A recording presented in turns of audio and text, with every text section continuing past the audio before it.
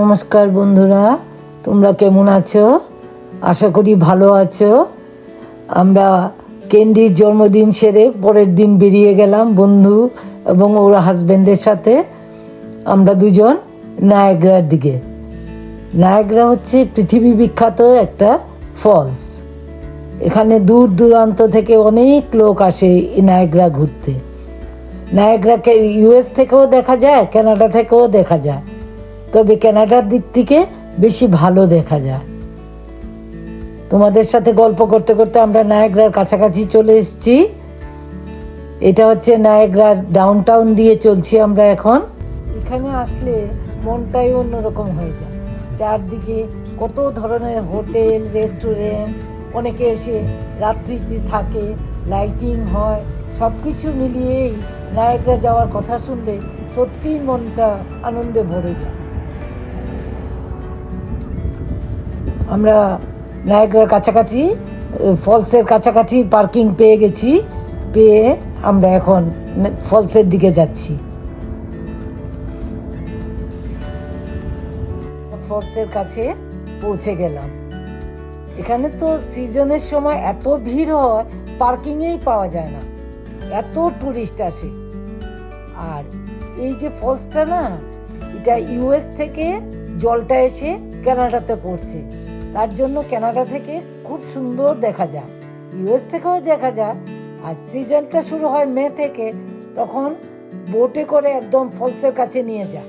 এখন তো বোট বন্ধ, নিচে এখনো আইস জমে আছে জলের মধ্যে।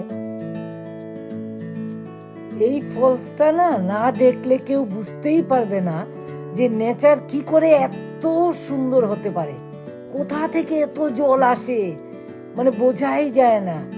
মানে এটা দেখলে শুধু দেখতেই ইচ্ছা করে দাঁড়িয়ে। এত ঠান্ডা, তার মধ্যেও আমরা মনে এখান থেকে সরতে ইচ্ছা করছে না, দেখতেই ইচ্ছা করছে শুধু দাঁড়িয়ে। এই ফলসটা দুটো পার্টে আছে, একটা হচ্ছে ছোট, একটা হচ্ছে বড়। বোট দিয়ে যখন নিয়ে যায় দুটোর কাছেই নিয়ে যায়, ছোটটার হয়ে বড়টার কাছে নিয়ে যায়। মজা লাগছে বন্ধুকে নিয়ে।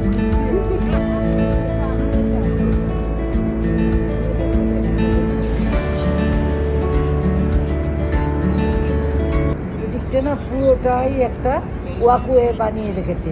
এই দিক দিয়ে দাঁড়িয়েই হেঁটে হেঁটে হেঁটে হেঁটে সবাই ফলসটা দেখে, দাঁড়িয়ে নানা ধরনের ছবি তোলার জায়গা, খুব সুন্দর ভিউ। এখন তো উইন্টার, তার জন্য কোনো ফুল নেই, না হলে উল্টা সাইডে এই গার্ডেনগুলোতে পুরো ফুলে ভর্তি থাকে। আর কি সুন্দর লাগে ওয়াকওয়েতে হাঁটতে। আমি না এর আগে যে এসছি নায়াগ্রাতে, তার কতগুলো ফটো তোমাদের সাথে শেয়ার করছি। এখানে যে বোটে করে নিয়ে যায়, এরকম ড্রেস পরিয়ে নিয়ে যায় যাতে বৃষ্টি, ফলসের যে জলটা আসে যাতে না ভিজে না যায়। আগের ছবিগুলো দেখলে মনে হয় ক্যান্ডি কুকি কত ছোট আর এখন কত বড় হয়ে গেছে। বাচ্চারা যে কত তাড়াতাড়ি বড় হয়ে যায় এটাই ভাবছি। ফলসের পাশ দিয়ে হাঁটতে হাঁটতে, ফলস দেখতে দেখতে ঠান্ডাও লাগছে আর এত হাওয়া। তারপর আমরা ঢুকেছি কফি খাবো বলে। এখানে বসে কতক্ষণ আমরা কফি খেলাম, কফি খেয়ে আড্ডাও মারলাম। আমার বন্ধুর ছেলের বিয়ে হচ্ছে মেক্সিকোতে, মেক্সিকান মেয়ে। আমরা খুব এক্সাইটেড। আমাদেরকে যেতে বলছে, আমার মেয়ে জামাই ওরা তো যাবেই। আমি হয়তো ইন্ডিয়া থেকে ফিরবো কিনা ঠিক নেই, নভেম্বরে বিয়ে, কিন্তু আমরা যাবো। এখন এটা নিয়ে ওর সাথে গল্প করছি যে নতুন শাশুড়ি তুই কি কি করবি ছেলের বউর সাথে। দাদা চুপচাপ সব শুনছে, হাসছে, মুচকে মুচকে শুধু হাসে। একটু বল না, মান্তু কি করে, মান্তু কি বলে? এই তো মান্তু চুপচাপ, একদম চুপচাপ, হাতও নেই, নাচও নেই। এই দেখা যায় কি হয় ইন ফিউচার। আর তো ছবিটা দেখে এত ভালো লাগলো, আর ছবিটা দেখেই মনে হচ্ছে মেয়েটা খুব ভালো হবে। আমারও বুঝদার মেয়ে, শান্তশিষ্ট। দুই বন্ধুতে এত গল্প জমিয়েছি, গল্প তো আর শেষ হয় না, কিন্তু বাড়ি তো যেতে হবে, তাই বেরিয়ে পড়লাম বাড়ির উদ্দেশ্যে। আমি এতবার নায়গ্রা এসেছি, কিন্তু এই প্রথম দেখলাম নায়গ্রাতে কোনো ভিড় নেই। ডাউন টাউন দিয়ে গাড়ি বেরিয়ে যেতে ঘন্টাখানেক লেগে যায়, কিন্তু এবার দেখলাম কোনো ভিড় নেই, কোনো কিছু নেই। আমি তো দেখে অবাক লাগছে আমার কাছে। আসলে তো এইটা হচ্ছে একটা অফ সিজন, এই সিজনে তো আর নায়াগ্রার যে আসল সৌন্দর্য এটা তো আর দেখা যায় না, আইসেই ভরা থাকে। এখন যদিও অনেকটা আইস গলেছে, তবুও ভর্তি আইস এখনো।